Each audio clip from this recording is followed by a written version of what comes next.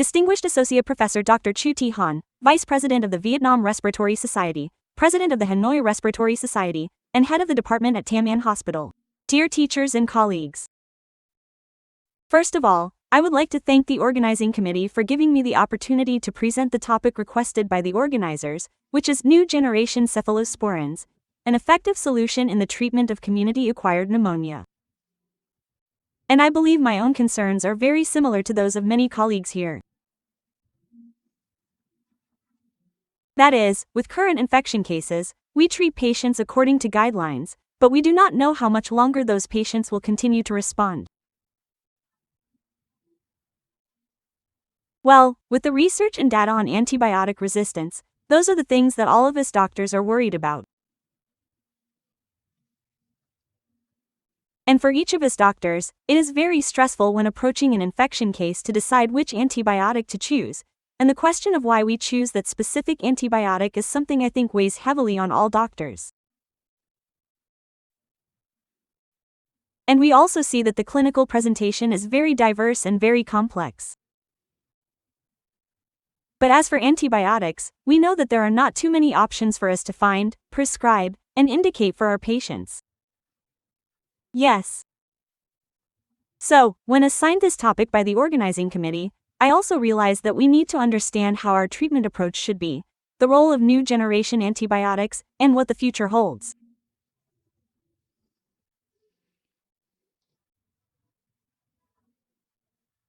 Well, regarding community-acquired pneumonia, as you colleagues know, the mortality rate and the burden of disease remain a worn danger and are still present every day. It is not the case that every pneumonia patient we treat can be fully cured and discharged.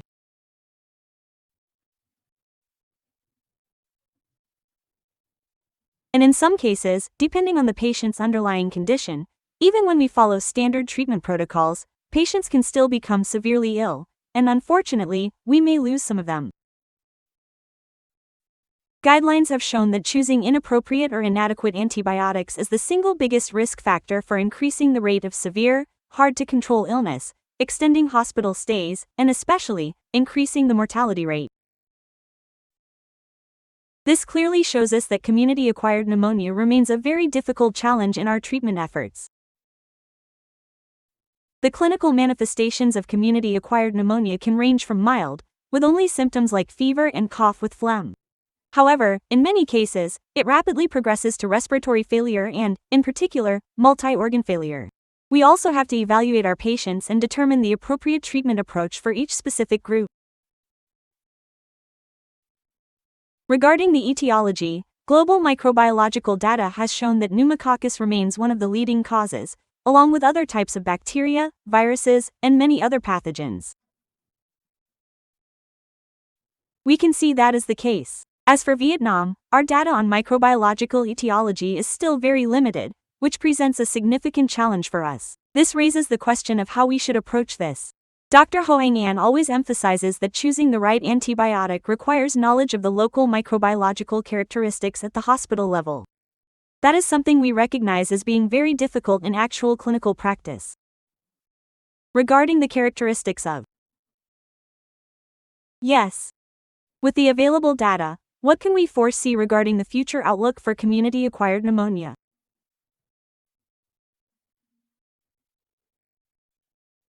Looking at the data, this is a projection showing clearly that the burden of disease, including incidence rates and treatment costs, especially the risks associated with community-acquired pneumonia, is not always following our desired trend of decreasing, but actually appears to be on the rise.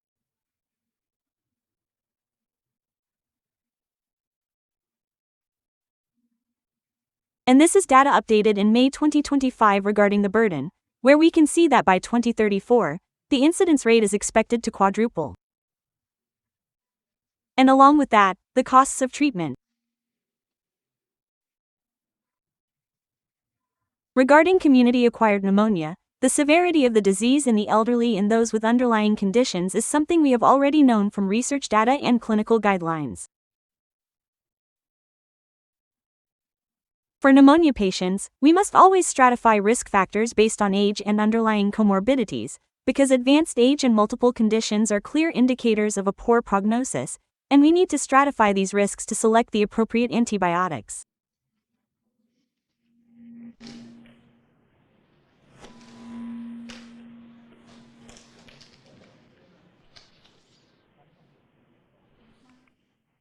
Regarding the microbial etiology situation worldwide, as Dr. Fuang shared in the previous section, there are many findings concerning microbial causes. Given the characteristics of all the study populations, we can see that the groups of bacteria, viruses, and other pathogens vary across different research results. As for bacterial causes, studies show that pneumococcus remains one of the leading causes of community-acquired pneumonia, followed by Haemophilus influenzae and several other typical bacteria, along with Klebsiella pneumoniae and Staphylococci, a range of bacteria that currently remain prevalent as causes of community-acquired pneumonia. Yes, on the slide are research data from various regions around the world, including the US, Europe, India, and China. And these are the areas where we see that there is a significant amount of research data available. Yes, pneumococcus is still considered one of the leading pathogens. However, even though pneumococcus is a causative agent, research results clearly show that instances of antibiotic resistance have emerged.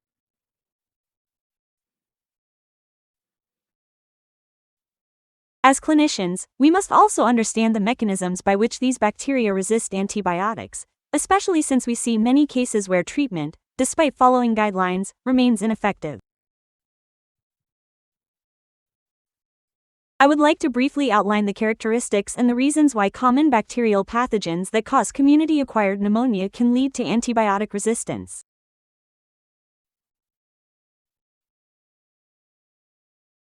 First, regarding the characteristics of antibiotic-resistant pneumococcus, researchers have identified the mechanism as gene mutations that affect the proteins binding to beta-lactam antibiotics.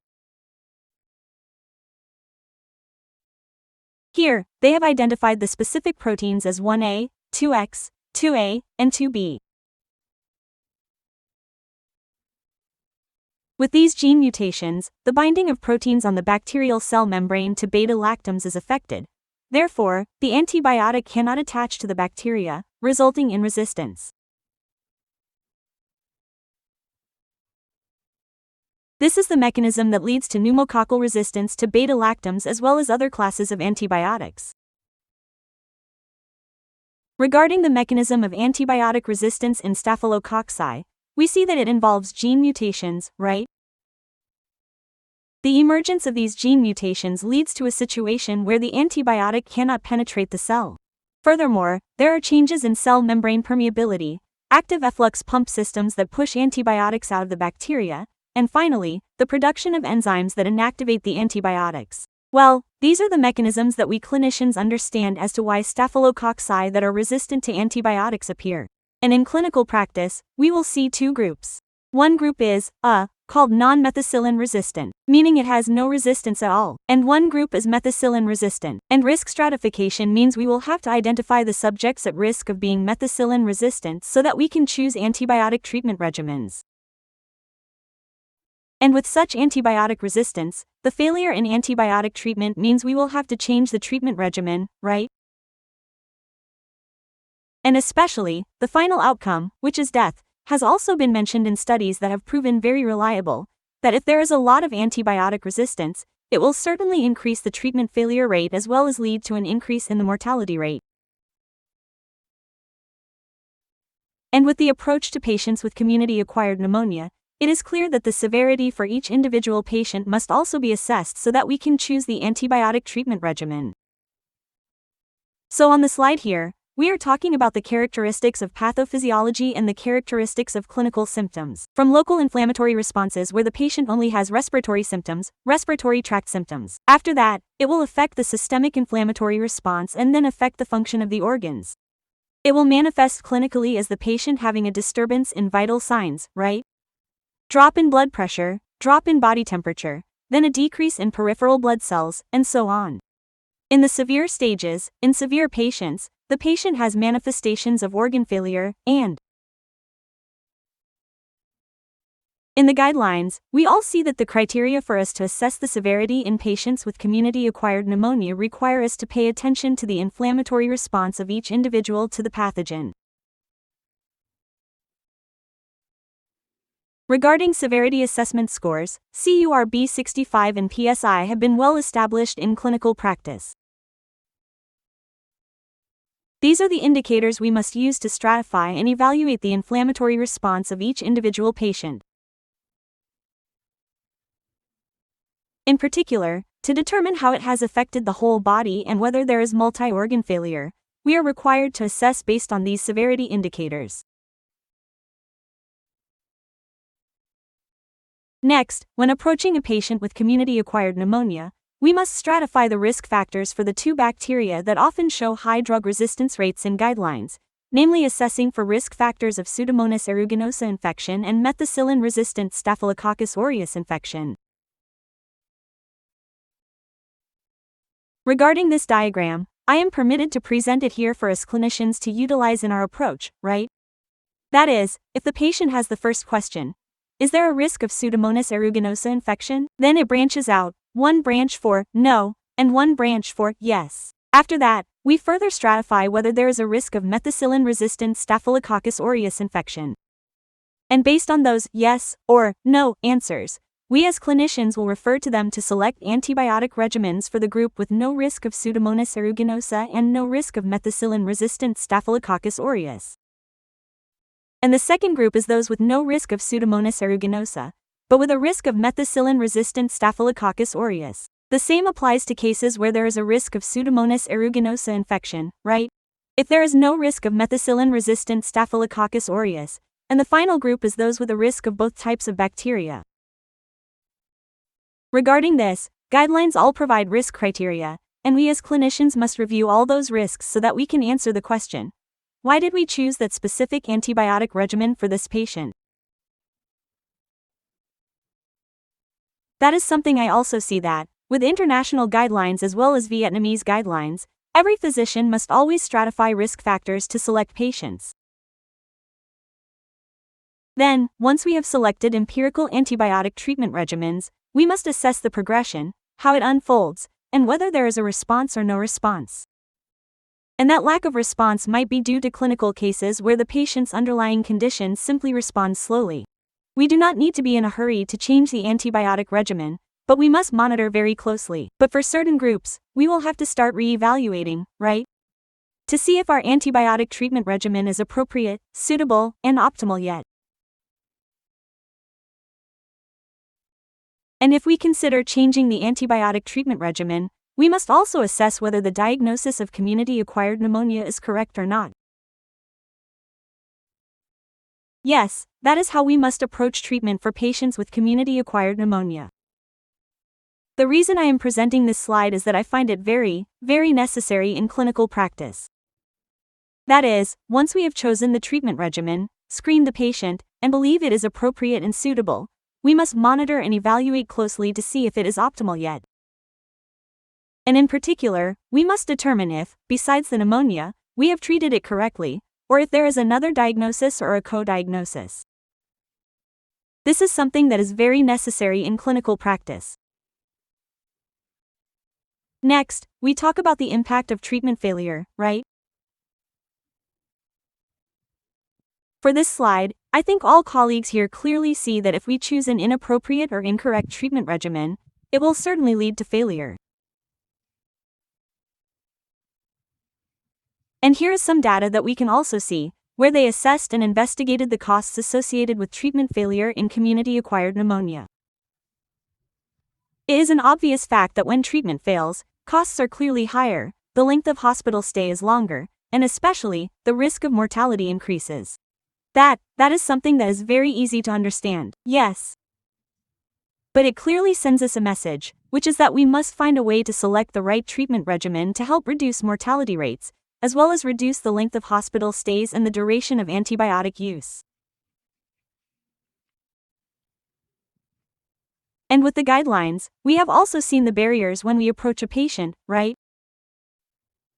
So we must stratify risk factors, we must assess them, and we will provide empirical antibiotic treatment. Of course, steps like continuing to perform clinical tests to find the microbiological cause must certainly still be done. However, with infection treatment, we cannot wait, so we must still apply regimens for empirical antibiotic treatment. And at this stage, with updated guidelines from international associations as well as the Vietnamese association that colleagues have in hand today, we still see that for empirical antibiotic treatment, cases are divided into mild, moderate, and severe pneumonia with very detailed guidance, especially regarding the stratification of risk factors. And because time does not permit, I would like to skip over this issue. And I will just reiterate what we must certainly assess each individual patient in terms of severity, risk factor stratification, and the risk of drug-resistant bacterial infection, so that we can select appropriate antibiotics that cover those bacteria to achieve optimal treatment efficacy. And in this year's Vietnam Respiratory Society guidelines, we can see that for patients where the etiology of pneumococcus and staphylococcus is found, the two groups of bacteria that clearly show antibiotic resistance in current community-acquired pneumonia, the guidelines have provided very clear first-line as well as alternative treatment regimens. And I think that with such specific regimens, it will be easier for our colleagues to make decisions when selecting antibiotics. And here I would also like to share that when we practice clinically, we face many barriers, especially in public hospitals, which is the availability of antibiotics, right? And with guidelines like these, we also see that alongside antibiotic availability, the treatment response of each individual patient is also very important. Therefore, I truly hope that colleagues will update themselves on both Vietnamese and international guidelines, so that we know the first line and alternative options for drug-resistant pneumococcus and staphylococcus to have those choices available. And in cases where we are unable to choose due to a lack of health insurance coverage or the patient's inability to pay, the final outcome is something we will have to accept. Yes. So here, the guidelines have presented very fully the process of how to choose for resistant or non-resistant pneumococcus. Alright, this is a citation from a guideline published by the American Thoracic Society. They have also stratified risk factors for cases of patients with mild community-acquired pneumonia, but without the risk of methicillin-resistant staphylococcal infection or Pseudomonas aeruginosa infection, right? This is just a brief overview of the guidelines to show that both Vietnamese and global guidelines agree that we must stratify the risk factors for methicillin-resistant staphylococci as well as methicillin-resistant pneumococci. Moving on to the content regarding new antibiotics, right? Regarding new antibiotics, the slide mentions 5 new groups of antibiotics. And the goal of these new antibiotic groups is to help provide coverage for those types of bacteria.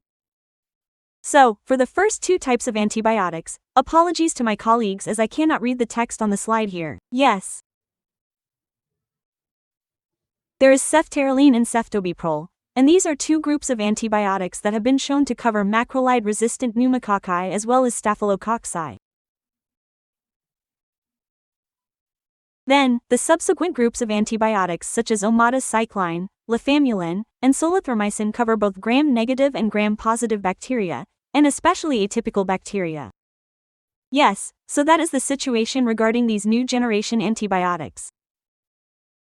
And this is a summary table of the new antibiotics in the treatment of community-acquired pneumonia, and it shows that among these 5 antibiotic groups, the first 2 groups are here. The first antibiotics cover pneumococci, methicillin-resistant staphylococci, and pneumococci that are resistant to macrolides. As for the remaining 3 antibiotics, they cover all atypical bacteria such as Legionella, Mycoplasma, or Chlamydia. Yes. So, that is what we can see, that the arrival of these new antibiotics shows that they can cover bacteria that may be drug-resistant.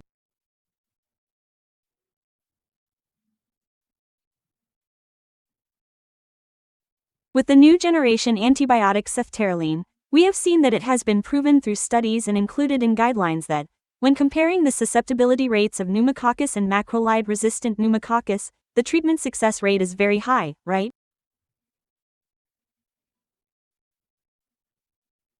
And it is highly successful, with the susceptibility rate for methicillin-susceptible staphylococcus being 100%.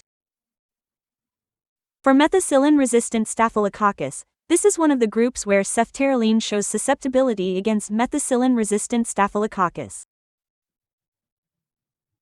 And this is clearly an antibiotic that we can prescribe in cases where we stratify risk factors for methicillin resistance.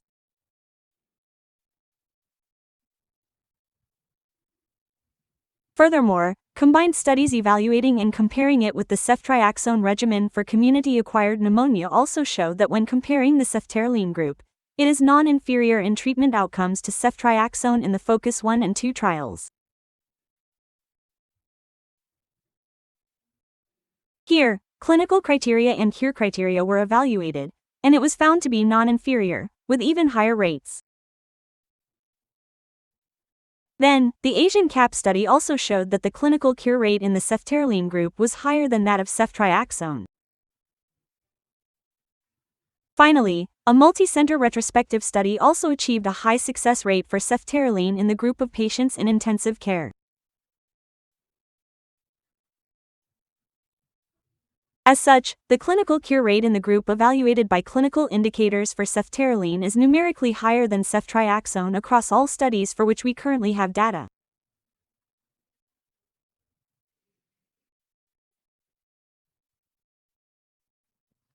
And real-world studies have also shown that the cohort of patients treated with ceftaroline experienced an increased success rate, reduced hospital stay duration, and a significant reduction in mortality risk in the group using this antibiotic.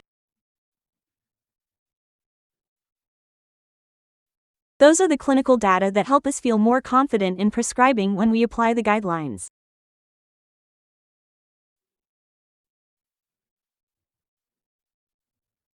Yes, there is also real-world data with about 185 patients, evaluating severe cases, specifically groups where the main pathogens identified were pneumococcus and staphylococcus, which showed superior clinical response, shorter hospital stays, and acceptable costs for patients using ceftaroline.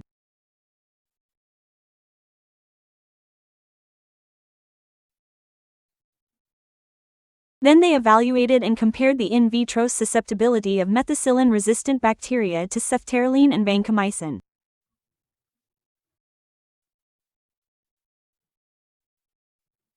This is vancomycin, the drug we still currently prescribe to treat staphylococcus, and it was observed that for patients with lower respiratory tract infections, including those in other wards in the ICU, the outcomes were comparable or even superior in the group using ceftaroline.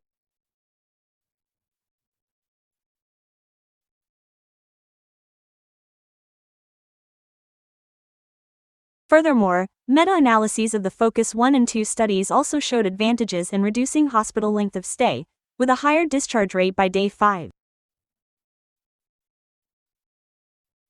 This is something we must reflect on, because while the drug cost itself might be high, the shorter hospital stay and cost effectiveness are factors we, as doctors, need to consider.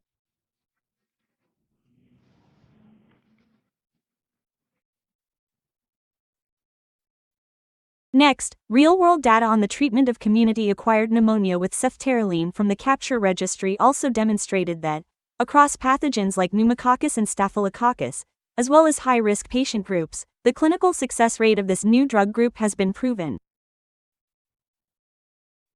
Yes. With that, we have even more data to be more confident in our prescribing decisions. And finally, this slide is one that I find very meaningful, and it is something that we clinicians are very concerned about, especially those of us working in public hospitals, right? Here I see Dr. Vu, Dr. HOI, and other colleagues. For those of you in private hospitals, things are likely much simpler. Like Dr. Han at Tam An, but at the Respiratory Center of Bok Mai Hospital, which is a public hospital, not too many patients can access the treatment when they lack the ability to pay. However, a study on the cost-effectiveness of ceftaroline in the Vietnamese patient community, including both adults and children, showed that the estimated difference when comparing treatment with ceftaroline versus ceftriaxone plus levofloxacin is only around 4 million Vietnamese dongs. Yes, so that level is likely acceptable. Since the presentation time does not permit, I would like to provide just this figure, and everyone can refer to the study materials to read more carefully about the research on the population group of both adults and children. So, that concludes everything I wanted to share regarding the approach to community-acquired pneumonia for our clinicians, especially regarding the drug ceftaroline, which is now available in the Vietnamese market with clinical guidelines and evidence-based research, and I have a few conclusions for my presentation. First, community-acquired pneumonia is a major cause of disease burden and mortality, and the choice of antibiotics must be empirical, based on severity and risk factor stratification. Then there is the patient's allergy status as well as their tolerance to the medication. And finally, ceftaroline is an effective drug for patients with moderate to severe community-acquired pneumonia. Well, my presentation ends here. Thank you very much.